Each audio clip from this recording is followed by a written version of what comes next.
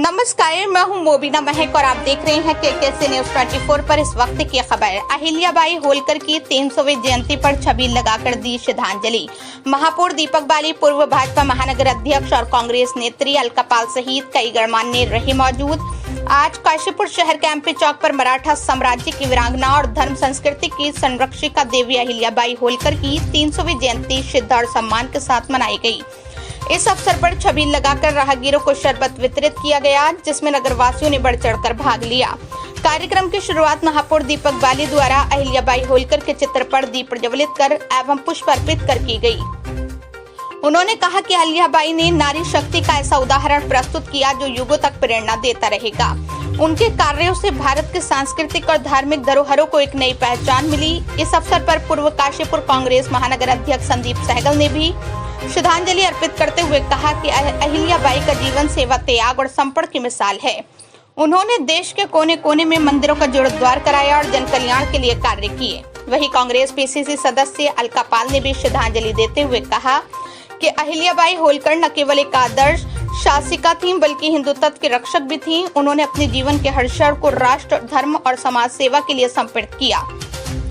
उनका बलिदान आज भी लोगों को प्रेरणा देता है। इस अवसर पर गुरविंदर सिंह चंडोक, रविपाल, रिंकी पोंटिंग सहित कई अन्य समाजसेवी, स्थानीय नागरिक एवं व्यापारीगण मौजूद रहे।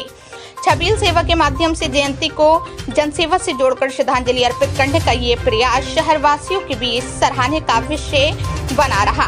कार्यक्रम के अंत में सभी ने एक स्वर में अहिल्याबाई होलकर के आदर्शों को अपनाने का संकल्प लिया।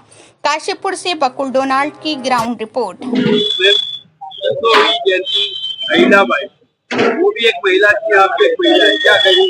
देखिए, लोक माता अहिल्याबाई होलकर जी की 300वीं जयंती के अवसर पर मैं पूरे देश के वासियों को कोटि कोटि में बधाई, शुभकामनाएं देती हूँ। मालवा साम्राज्य की महारानी, जिन्होंने बहुत कुशलता के साथ अखंड भारत में सनातन के परचम को फैलाया। देश के कोने कोने में, पूर्व से लेकर पश्चिम तक, उत्तर से लेकर दक्षिण तक, अगर इस देश में, अखंड भारत में सबसे ज्यादा अगर सनातन की के परचम को लहराया है, निस्वार्थ, बगैर समाज को बांटे हुए, बगैर समाज में भेदभाव किए हुए, बगैर समाज में नफरत के, अगर किसी ने सनातन की सेवा करी है तो वो अहिल्याबाई होलकर जी थी। पूरा देश उनको कोटि कोटि नमन करता है। उनका पूरा जीवन संघर्षों से भरा रहा, कदम कदम पे जीवन उनकी परीक्षाएं लेता रहा, लेकिन जितनी कुशलता के साथ पूरा जीवन उन्होंने देश की और धर्म की, सनातन की सेवा करी, वो हम सब लोगों के लिए अनुकरणीय है। पूरा देश आज 300वीं जयंती मना रहा है और मैं समझती हूँ महिलाओं की जो सही मायने में जो प्रेरणा स्रोत है, और निजी तौर पे मैं स्वयं भी आपको ये बताना चाहती हूँ कि मेरी प्रेरणा स्रोत अहिल्याबाई होलकर जी हैं। हमें भी जीवन में संघर्षों की प्रेरणा लोक माता अहिल्याबाई होलकर जी से मिली है, और जिस तरह उन्होंने अपने देश की सेवा में और धर्म की सेवा में अपने आप को समर्पित किया, पुण्य श्लोक लोक माता अहिल्याबाई होलकर जी को हम नमन करते हैं और उनकी जीवन से प्रेरणा लेते हुए इस समाज और धर्म के प्रति समर्पित रहने का प्रण करते हैं।